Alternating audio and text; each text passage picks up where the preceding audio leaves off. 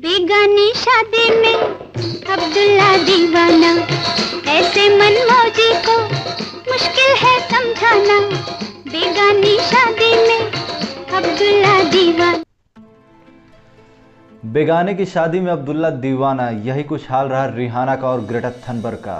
मैं प्रवीण ठाकुर आप सभी भारतवासियों को स्वागत करता हूं हमारे चैनल भारत एक विचार पे।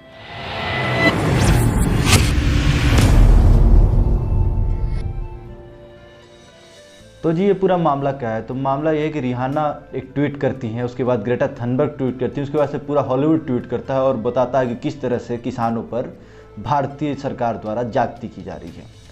तो ये जो नया नया किसान बनी रिहाना, नया नया किसान बनी ग्रेटा थनबर्ग, जानकारी तो इनके पास 8 आने की भी नहीं है और बकैती 1000 रुपये की कर रही हैं। तो इसे ही कहते हैं कि अधजल गगरी छलकत जाए। एक जो मुहावरा है ये बिल्कुल सार्थक बैठता है इन पे। भाई आपको तो पता तो है नहीं कुछ क्या हो रहा है, एट्रोसिटीज़ हो क्या रही है। किसानों के साथ सरकार बात करने में लगी हुई है, कई राउंड्स की बातें हो रही हैं, मिनिस्ट्रियल लेवल तक बातें हो रही है, सेंट्रल मिनिस्ट्री इन्वॉल्व है, देश का प्रधानमंत्री ये बात बोलता है कि हम किसानों की बात सुनने के लिए तैयार हैं। यहाँ हो क्या रहा है? आप लिखते हो कि किसानों के साथ सरकार गलत करे, तो क्या करे सरकार? सही तरीका आप ही बताएंगी। और रही ग्रेटा थनबर्ग की बात, तो मैं तो खैर उन पर ज़्यादा कुछ कहूँगा नहीं, क्योंकि उनकी उम्र शायद इतनी ज़्यादा है नहीं कि वो इतनी सीरियस मैटर को इतने सही ढंग से समझ सके। कोई कुछ और उनके कानों में डालता होगा, कोई कुछ और बक देती होंगी। यही हाल तो सबका है, रिहाना हो चाहे ग्रेटा थनबर्ग हो या फिर हॉलीवुड के कई और हीरो सेलेब्स हों, जो सब यही सब तो कर रहे हैं।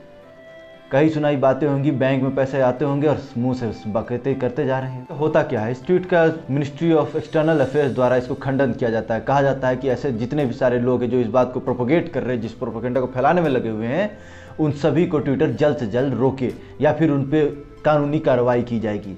इसके चलते ट्विटर भी कई सारे जो आपत्तिजनक अकाउंट्स थे उनको बंद करती है।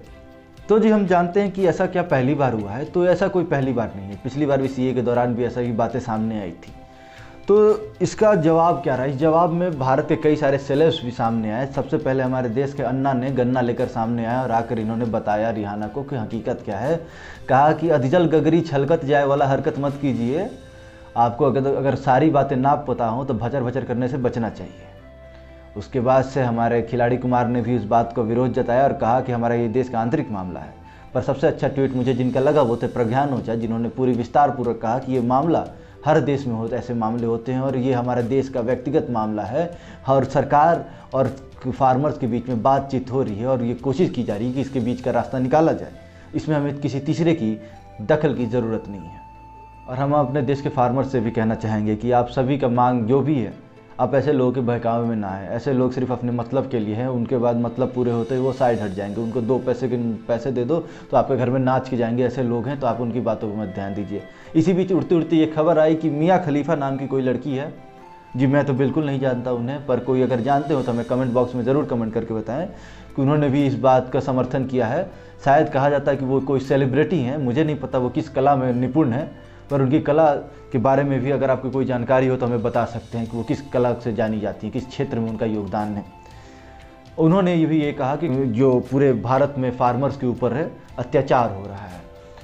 किस प्रकार का अत्याचार मुझे नहीं पता। इसी बीच में एक ट्रेंड करता है ट्विटर पे कि जेनोसाइड हो रहा है फार्मर्स के साथ, फार्मर्स को बड़े तौर पे हत्या की जा रही है, ऐसी फेक बातें फैलाई जा रही हैं। इस बात को भी सरकार ने खंडित करते हुए कहा कि ऐसे जो भी प्रोपोगेट कर रहे हैं उन पर रोक लगाए ट्विटर, नहीं तो इस पर कानूनी कार्रवाई की जाएगी।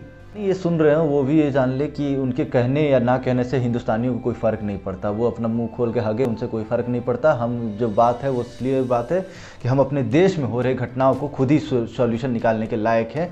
हमें किसी प्रकार के विदेशियों की खास कोई ज़रूरत नहीं है। यही मामला पहले भी उठा था, तो जब भारत पाकिस्तान के विवाद में अमेरिका बार बार ये चाहता रहा है शुरू से कि अपना इंटरवेंशन करे, लेकिन भारत ने हमेशा से कहा कि हम इस लायक हैं कि हम अपने विवादों को सुलझा सकते हैं। उसी तरह हम इस विवाद को भी सुलझा लेंगे। सीए को विवाद को भी हमने सुलझाया। ये हर देश में ऐसा होता है कि जब कोई नए बिल आते हैं तो लोग उसके विरोध में आते हैं, कुछ सपोर्ट में आते हैं, उसके बाद से बातचीत का दौर शुरू होता है। और एक यही अच्छे प्रजातंत्र की निशानी है जहाँ पर बातचीत के द्वारा चीज़ों का हल किया जाता है और सरकार उसी प्रयास में लगे हुए है। और उसका नमूना है जो सरकार ने 11-12 बार के करीब किसानों से बातचीत किया। पी चिदम्बरम ने इस बात के संज्ञान लेते हुए कहा कि यह हम भारतीयों के लिए घंटी है जिसको समझ जाना चाहिए और हमें इस फार्म बिल के खिलाफ खड़े होना चाहिए। रिहाना ने कभी भारत की वास्तविकता के बारे में जानना तो छोड़िए, उन्हें भारत का भ के आगे का भारत नाम ही याद नहीं होगा। भ के आगे तो मैं भी गलत कह रहा हूँ, उन्हें भारत नाम इंडिया का है ये भी उन्हें पता नहीं होगा, तो उनसे क्या उम्मीद की जा सकती है। और ग्रेटा थनबर्ग तो अभी खैर बहुत बच्ची हैं, उनको बड़ी होने की ज़रूरत है और जो असल में जो मुद्दे हैं उन पर जानने की ज़रूरत है। वो पर्यावरण के प्रति अच्छा काम कर रही हैं, उनको वहीं पर रहना चाहिए, उनको और मुद्दों में कहीं भी बातें नहीं बोल देनी चाहिए। अक्सर लोग भूल जाते हैं कि वो किसी कला में निपुण है, किसी कला के लेकर फेमस है, किसी डिस्कशन को लेकर फेमस है, जैसे ग्रेटा थनबर्ग इन्वायरमेंट के काम को लेकर फेमस है। इसका मतलब ये नहीं कि आप बाकी मामलों के भी जानकार हो जाते हैं। अगर आप समझते हैं कि आप एक्टिंग अच्छा कर लेते हैं तो आप पॉलिटिकल व्यूज़ भी अच्छा रिप्रेजेंट कर सकते हैं, ऐसा नहीं होता। आप अपने व्यूज़ रख सकते हैं पर इसका मतलब ये नहीं कि आपके व्यूज़ को बिल्कुल उठा के दिखा जाए, अरे बाप रे बाप आपने बोल दिया तो क्या होगा। अक्सर ये हमारे देश की बड़ी सी विडंबना है कि जहाँ पर लोग किसी भी क्षेत्र को, वो किसी और क्षेत्र के बारे में कोई बकवास कर देते हैं और लोग कहते हैं हाँ ये बात तो सही होगा जब ये कह रहा है। अरे वो कह रहा है कि क्या गारंटी है कि उसे उस बारे में पता हो? क्या वो जानते हैं इस पूरे परिस्थिति के बारे में? क्या ग्रेटा थनबर्ग हुई चाहे रिहाना हुई, वो क्या फार्म बिल को पढ़ा होगा उन्होंने? फार्म इश्यूज के बारे में जाना होगा? एक फोटो देखकर एक ट्वीट कर देने से ये नहीं माना जा सकता कि आप बहुत उस बारे में जानकार हैं। और जिनके बारे में जिनको कुछ पता ही नहीं, उनकी बातों को लेकर इतना ज़्यादा हो हंगामा मचाना कोई फ़ायदे वाली बात नहीं। ऐसे लोगों को तो बातों को हवा में उड़ा देना चाहिए कि हटाओ इनसे, बेवकूफ़ों की बातों से हमें क्या फ़र्क पड़ता। और सभी मेरे भारतवासियों से ये कहना चाहूँगा कि ऐसे झूठे अफवाहों पे ध्यान ना दें। ऐसे अफवाह अक्सर फैलाई जाती हैं और जो ट्विटर पे जो चीज़ें ज़्यादातर ट्रेंड करती हैं वो कभी पॉजिटिव चीज़ों के लिए ट्रेंड नहीं करती, कभी अच्छी चीज़ों के लिए ट्रेंड नहीं करती। यहाँ खास लोग बैठे रहते हैं जो ट्विटर पे इन चीज़ों को ट्रेंड करवाने की पूरे माहिर होते हैं। वो एक ग्रुप है पूरा जो एक साथ मिलके हमला करता है। देखिएगा एक कुत्ता भौंकेगा, उसके साथ में आके 4 कुत्ते और भौंकने लगेंगे और सुबह होते होते पूरे कुत्तों की फौज भौंकने लगती है। यही होता है हर मुद्दों पर।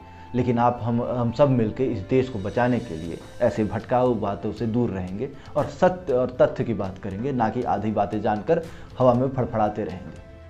अगर ये वीडियो आपको अच्छा लगा तो हमें लाइक करें और इस चैनल को सब्सक्राइब करें और ज़्यादा से ज़्यादा लोगों को शेयर करें और सबसे ज़रूरी बात, अफवाहों से दूर रहें। जय हिंद, जय भारत।